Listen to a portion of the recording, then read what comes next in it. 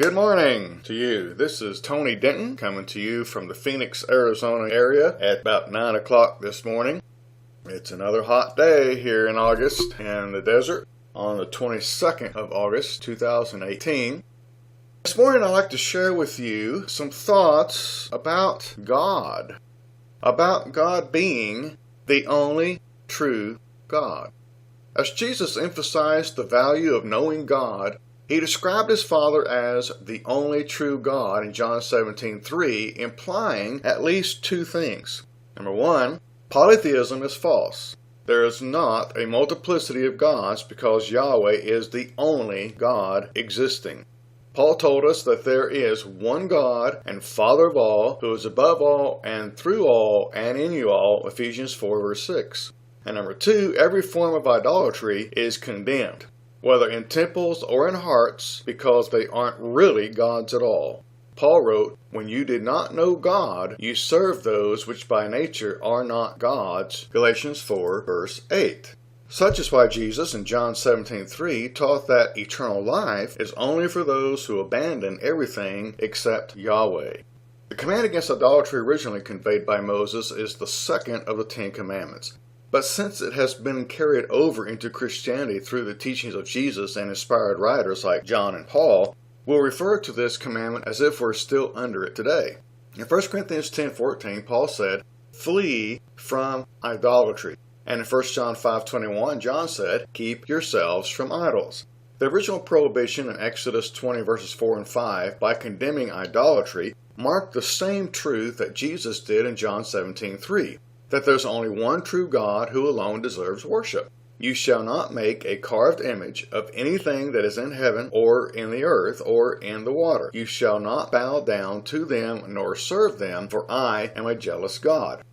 So our question is this: what exactly does the command against idolatry include? The command against idolatry includes physical objects. Physical objects include things not meant to represent God. Idolatry by its very nature is the bestowal of divine honor on a created object. Divine honor is worship and service which only God deserves by virtue of his deity. Ergo, no creature, especially something without life, thought, or will, is worthy of such honor.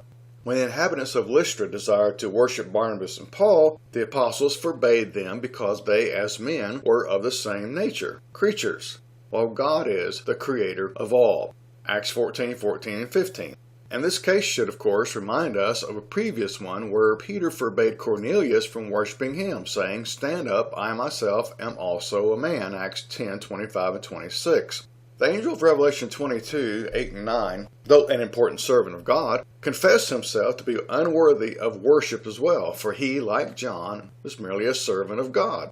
God alone is worthy of worship, for the Creator by nature is superior to his creation.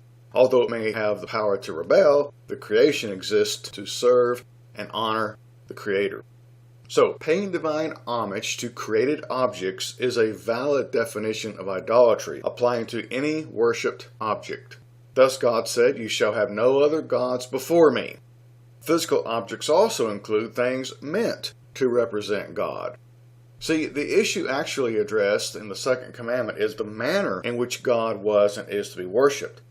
If Exodus 20 verse 3 stood alone, it would appear to condemn the worship of idols and gods other than Yahweh, but that'd be merely repeating the previous commandment. The first commandment dealt with the object of worship, the only true God. "You shall have no other gods before me," Exodus 20 and 3. But in the next commandment, the issue isn't so much the object of worship as it is the manner of worship. Here's where we learn that idolatry isn't just the worship of phony gods, but also the worship of the true God via images. I'm going to read Exodus 32, 1 through 8 in a New King James Version. "Now when the people saw that Moses delayed coming down from the mountain, the people gathered together to Aaron and said to him, 'Come, make us gods that shall go before us. As for this Moses, the man who brought us up out of the land of Egypt, we do not know what has become of him.' And Aaron said to them, 'Break off the golden earrings which are in the ears of your wives, your sons, and your daughters, and bring them to me.' So all the people broke off the golden earrings which were in their ears and brought them to Aaron. And he received the gold from their hand, and he fashioned it with an engraving tool and made a molded calf. Then he said, "This is your God, O Israel, who brought you out of the land of Egypt." And when Aaron saw it, he built an altar before it. And Aaron made a proclamation and said, "Tomorrow is a feast to the Lord." And they rose early on the next day, offered burnt offerings, and brought peace offerings, and the people sat down to eat and drink and rose up to play. And the Lord said to Moses, "Go, get down, for your people whom you brought out of the land of Egypt have corrupted themselves. They have turned aside quickly out of the way which I commanded them. They have made themselves a molded calf, and worshipped it, and sacrificed to it, and said, 'This is your God, O Israel, who brought you out of the land of Egypt.'" The people wanted an image to signify he who brought them out of Egypt. In other words, they weren't forsaking Yahweh for other gods. The feast proclaimed by Aaron wasn't to an Egyptian deity, but to Yahweh himself. So they became idolaters by worshiping their own God through an idol, through a representation of him, thereby breaking the second commandment.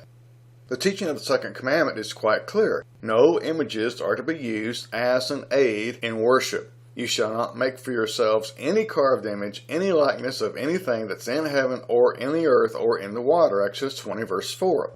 This statement is absolute, including every object of creation which could possibly be used as an image in worship to God. The punishment for disobedience was severe for Israel, being felt through the fourth generation, Exodus 20 verse 5. Now, although the law was clear, God's people still didn't learn their lesson even after the event at Sinai. Hosea noted God as saying, "Your calf is rejected. My anger is aroused against them. How long until they attain to innocence? For from Israel is even this, a workman made it, and it is not God. But the calf shall be broken in pieces," Hosea 8 verses 5 and 6. Many people don't see the reason for such strong condemnation for idolatry. They ask, what harm is there in an image if it helps the worshiper lift his heart to God? Many who use pictures and statues of Jesus say that these objects help them focus their thoughts on Christ as they worship. Many say that they're able to worship more easily and reverently in church buildings which are filled with images. Many people have come to treat this issue as a matter of personal taste. After all, what harm can these things do, they ask. So, why are images so strongly condemned? Firstly, images dishonor God by obscuring His true glory. A true image of God cannot be found anywhere in the universe. God is a spirit, John 4:24. His being transcends the material world that He Himself created. How then would it be possible to represent Him in a physical image or a material image? See, the heart of the objection to an image of God is that it inevitably conceals most, if not all, of the truth about the nature of the being it supposedly represents. Consider Aaron's calf. It was meant to be a visible symbol of Yahweh. The image was meant to honor Him, but it actually hid God's glory. For what idea of His moral character, His righteousness, goodness, and patience could one gather from looking at a statue of God as a calf? Rather than honoring God, such a symbol insults Him. So we shouldn't look at God pictures to show us His glory and move us to worship, for His glory is precisely what such pictures can never show us. I'm going to read to you from Isaiah chapter 40, beginning at verse 12. "Who has measured the waters in the hollow of his hand, measured heaven with a span, and calculated the dust of the earth in a measure, weighed the mountains in scales and the hills in a balance? Who has directed the Spirit of the Lord, or as His counselor has taught Him? With whom did He take counsel, and who instructed Him, and taught Him in the path of justice? Who taught Him knowledge, and showed Him the way of understanding? Behold, the nations are as a drop in a bucket, and are counted as a small dust on the scales. Look, He lifts up the isles as a very little thing, and Lebanon is not sufficient to burn, nor its beasts sufficient for a burnt offering. And all nations before Him are as nothing, and they are counted by Him less than nothing, and worthless. To whom then will you liken God, or what likeness will you compare to Him? The workman molds an image, the goldsmith overspreads it with gold, and the silversmith casts silver chains. Whoever is too impoverished for such a contribution chooses a tree that will not rot. He seeks for himself a skilled workman to prepare a carved image that will not totter. Have you not known? Have you not heard? Has it not been told you from the beginning? Have you not understood from the foundations of the earth? It is he who sits above the circle of the earth, and its inhabitants are like grasshoppers, who stretches out the heavens like a curtain, and spreads them out like a tent to dwell in. He brings the princes to nothing. He makes the judges of the earth useless. Scarcely shall they be planted, scarcely shall they be sown, scarcely shall their stock take root in the earth, when he will also blow on them. They will wither, and the whirlwind will take them away like stubble. To whom then will you liken me? Or to whom shall I be equal, says the Holy One. That passage pictures for us, as well as can be pictured, that it's impossible to picture God with any created thing, anything that is physical or material. The first thing we said was that images dishonor God by obscuring his true glory. Secondly, images mislead men by conveying false ideas about God. Being by their very nature inadequate representations of God, how can images teach anything but perversions about his nature? It's a fact that, if one habitually focuses his thoughts on an image of the one to whom he prays, he'll come to think of him and pray to him as the image represents him. In fact, the Israelites viewed God as Aaron's calf represented him. Did their worship lead them to a life of holiness and self-control? No, they became like the image they worshipped, animals, partying at their feast to the Lord. So since images corrupt the truth about God, the worshiper fails to worship God in truth, John 4:24. Thus, images aren't aids to true worship, but hindrances to it. Next, the command against idolatry includes mental objects. The first main point was that the command against idolatry includes physical objects. And so we've talked about physical objects, material objects, and created objects. So the second main point about this whole idea of idolatry is that the command against idolatry includes mental objects as well. Mental objects include things not meant to represent God. Let's consider three such things in life. Insubordination is idolatry. To disobey the Lord is to serve a lesser God. Whatever one obeys instead of the Lord is the idol that he has erected in his heart. Samuel once said to Saul, "Rebellion is as the sin of witchcraft, and stubbornness is as iniquity and idolatry." 1 Samuel 15:23. Saul didn't openly defy God by literally bowing before an idol, but he did exactly that in principle. He rejected God's will for someone else's will. So who was this God Saul paid homage to? Saul himself supplied the answer. 1 Samuel 15:24, "I feared the people and obeyed their voice." Have we ever disobeyed God to please someone else? If we have, we may as well have bowed down to a statue. The Bible implies that Saul was his own idol by being unwilling to utterly destroy everything, verse 9. He, as well as the people, wasn't willing to destroy the choice animals. Likewise, when we reject God's will, disobeying him, we're serving ourselves, becoming our own gods. Number 2, covetousness is idolatry. We worship what we deem to be truly valuable, so the worship of wealth and what it can buy is setting up an idol in one's heart. Jesus said, "You cannot serve God and mammon." Matthew 6:24. The word mammon is a name given to an idol worshipped as the god of riches. So the Jews used it to denote wealth. Jesus used it to signify covetousness. So to be covetous is to serve mammon as an idol. What is covetousness? Well, it's the strong desire to have more, usually used in a bad sense in the Bible. Covetousness is listed among some of the most evil sins: drunkenness, extortion, fornication, all sorts of filthiness. 1 Corinthians 5:11, Ephesians 5:3-5, and Colossians 3:5. In fact, those who persist in such sins are to be excommunicated. 1 Corinthians 5:8-13, Paul told those people in Corinth in that time. Paul made it clear that coveters are idolaters, those who bestow on money and things the devotion due only to God. Number 3, pleasure appeasing is idolatry. Paul spoke of some whose God is their appetite, Philippians 3:19. In other words, they worship their fleshly desires, living not for God, but for self-indulgence and sensual gratification, making them enemies of the cross, Philippians 3:18. Paul also spoke of such men as slaves of their desires, Titus 3:3. Lovers of pleasure rather than lovers of God, 2 Timothy 3:4.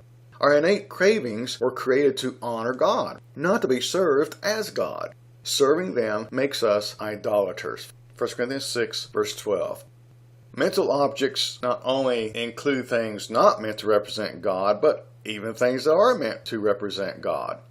Though not physically molding them, picturing images of God is just as real a breach of the second commandment as making them with our hands, and we see this all the time.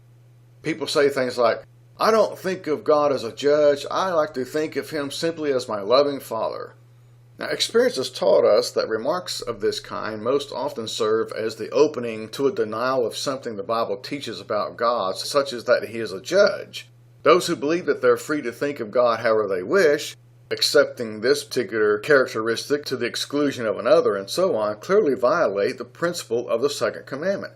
Through reason and speculation, the philosopher and theologian construct their images of God. They exhaust the wisdom of the world to picture God, but they can't come to know him. Thousands of years ago, Paul said, the world through wisdom did not know God, 1 Corinthians 1:21. So let's be careful of such man-made images of God, because we may find that we, like Aaron, have borrowed worldly images to depict God, thereby becoming idolaters. The problem with imagining God in our head is that God is unfathomable. He's transcendent beyond the range of our imagination. We cannot possibly guess our way to him, as God himself said, "My thoughts are not your thoughts, nor are my ways your ways. As the heavens are higher than the earth, so are my ways higher than your ways, and my thoughts higher than your thoughts." Isaiah 55:8-9. We cannot know God unless he tells us about himself. Our own mental images can only dishonor him. So we must take our thoughts of God from his revelation only. In fact, God himself clearly contrasted his word with idols, saying, "You have seen that I have talked with you from heaven. You shall not make anything to be with me. Gods of silver or gods of gold you shall not make for yourselves." Exodus 20:22 and 23. It's possible to have a true understanding of God, but we're not the creators and fashioners of this truth, just recipients of it.